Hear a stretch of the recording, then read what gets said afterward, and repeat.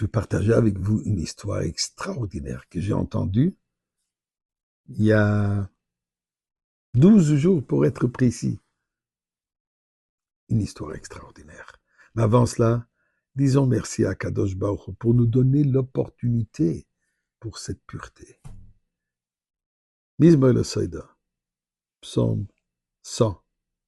Dites avec moi. Mizmor le Soida, Riola de Nekol Haaretz, Ivdu es Adonai b'simcha bo lefanav b'nana duka Adonai Elohim, hu esanu v'lo nachdam b'tzamari sabo yishar b'soida, chatzori sabisila hoide le baruch shmoy, ki toiv Adonai le'olam chazda v'yad doir v'ador emunasoy. Chers amis, Shabbat Nassau.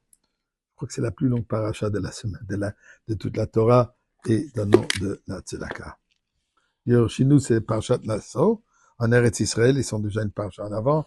C'est déjà une paracha de Banotra, puisque la semaine dernière, nous avions Shabbat Shavuot. En Israël, c'était déjà Shabbat. Donc, il y aura un décalage pour un moment. Tous les semaines, nous serons une paracha en arrière. Ou eux seront une paracha en avant. Eh bien, écoutez l'histoire.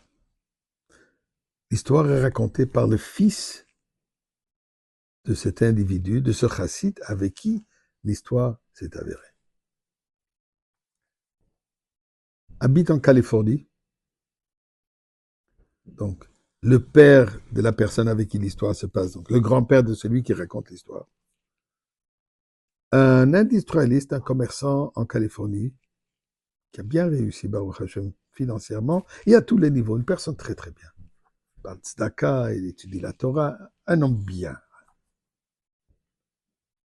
Son fils, marié, a décidé de ne pas rentrer immédiatement. Éventuellement, il est rentré, mais au début, il a décidé de faire ses propres affaires.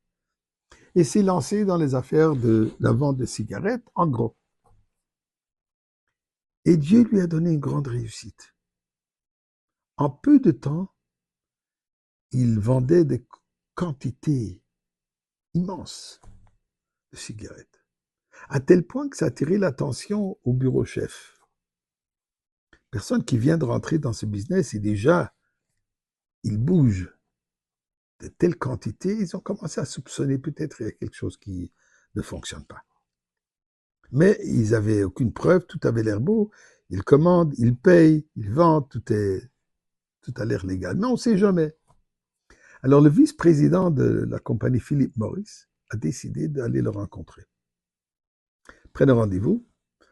Le jeune homme qui doit rencontrer n'a même pas encore de bureau, apparemment il travaillait chez lui. Mais il faut bien qu'il le reçoive quelque part. Alors il a décidé de le recevoir dans le bureau de son père. Un beau bureau.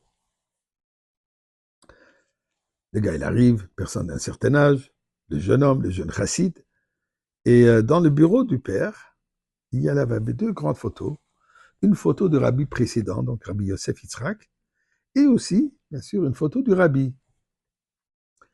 Ce vice-président, il rentre dans le bureau, il voit ces photos, il demande au jeune chassid, il dit, est-ce que tu connais ce rabbin? Il dit, le rabbin, j'ai étudié à New York, chez lui, au 770, je voyage régulièrement, j'ai voyagé régulièrement pour des Fabringen, pour des fêtes, pour être en présence du rabbi. J'ai plein de bénédictions, des dollars, absolument. Il dit, non, je ne parle pas de lui, je parle de l'autre. Donc, le beau-père du rabbi, le rabbi précédent. Et non, je ne l'ai jamais rencontré puisque je suis né déjà après sa disparition. Il dit, moi, je l'ai rencontré. Toi, tu l'as rencontré? Il ne savait même pas s'il est juif. Il dit, écoute, quand le rabbi précédent, en 1942, a visité Chicago, un jour, mon père me dit, viens, on va rencontrer un grand rabbin. Malgré le fait que moi et rabbin, on n'avait rien de commun, mais mon père m'a dit, je suis parti. Et là, je me retrouve avec tout un groupe de jeunes adolescents, et on attend que le rabbin rentre. Quand il est rentré, on était émerveillés. On a eu cette impression qu'ici, il y a la royauté qui marche. Il nous a tous regardés. Et nous, on était émus. Il nous a parlé pendant un moment. J'ai rien compris puisque c'était en yiddish. Et en quittant, il nous a tous donné une bénédiction. Sous cette influence extraordinaire de cette expérience, en sortant, je demande à mon père, mais de quoi il a parlé? Mon père comprenait les yiddish et il me dit, voilà, il a parlé de la pureté familiale. Il m'a expliqué les lois de mikveh d'un couple marié. Et là, mon père me dit, écoute, je veux que tu me promettes que tu ne vas marier qu'une jeune fille juive et que vous allez garder les lois. Au moment, j'ai promis.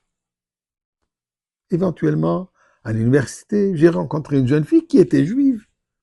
Et là, je suis prêt à la marier et je dois lui proposer. Mais comment je vais lui dire, écoute, j'ai promis de garder Tarat Mishpacha. Qu'est-ce qu'elle en sait? Comment je vais dire ça à une jeune fille américaine qui n'est pas religieuse comme moi? J'avais pas de choix. Je lui ai dit. Et là, elle me regarde. Toi aussi, tu étais à cette réunion avec le rabbin précédent. Je dois vous dire, elle ajoute, on a gardé notre engagement.